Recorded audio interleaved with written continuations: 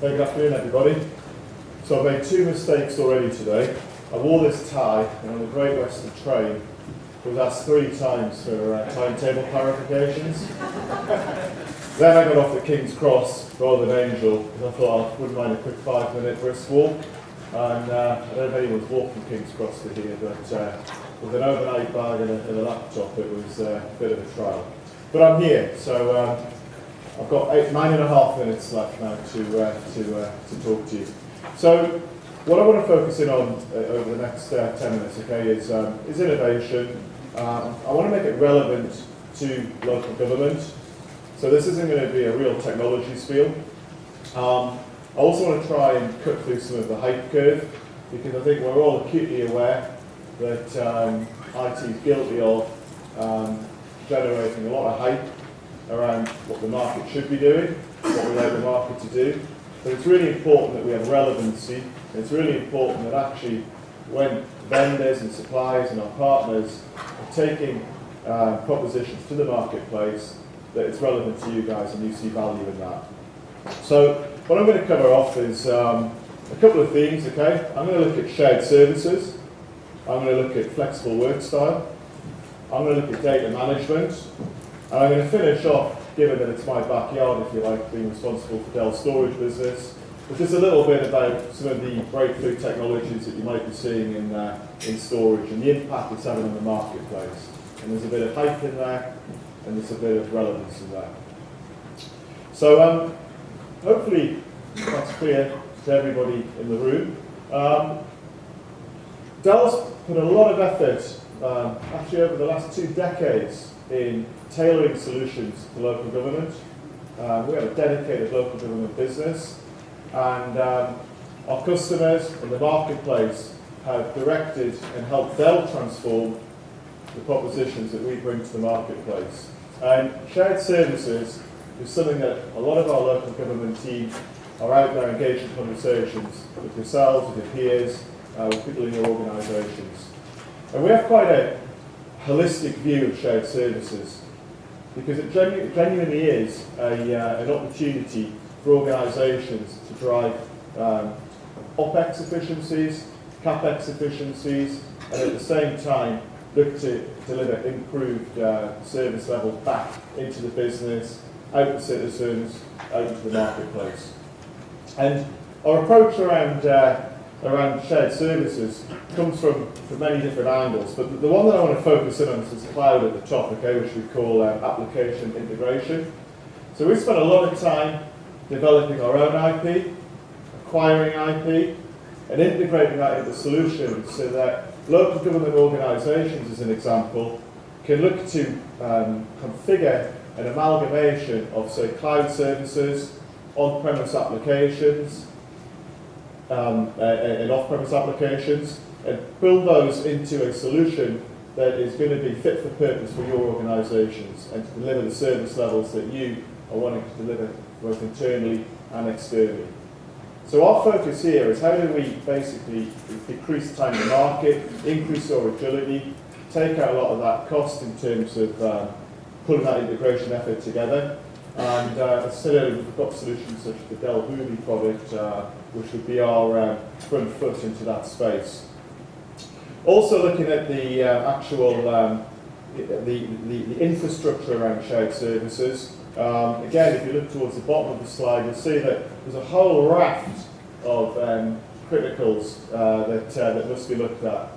Whether it's enabling the IT organisation to really optimise the services, be agile, avoid downtime in terms of what's being delivered to the business, report on profiling, spikes, trending, and really be coming to the business and helping to give direction.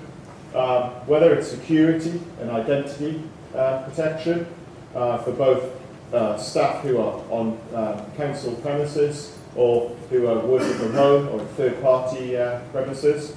And also services such as desktop as a service, where infrastructure can be shared, costs can be amalgamated across different facets. So really taking a step out from technology and looking at the transformation that's going on in your marketplace and how to best leverage that. Again, going down to the individual user and looking how your employees, your colleagues, and third-party colleagues are actually delivering against their responsibilities. And a big focus on flexible work style. We're seeing it in Dell. You know, we've got 2 large offices in the south of the UK, large office up in Glasgow and Warrington. And these offices now transformed, you know. They're not offices where people come into just to work. They're places to network, they're very customer facing. And a whole raft of my colleagues spend a lot of their time when they're not with customers working from home. And we know the same is true for our local government organisations as well. So again, it's looking at leveraging the right technology threads here to, again, deliver against OPEX, CAPEX savings and service optimization.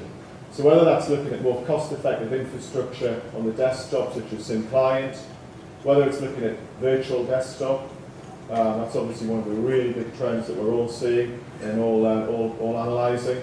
Whether it's looking at application convergence and all the security that's wrapped around that.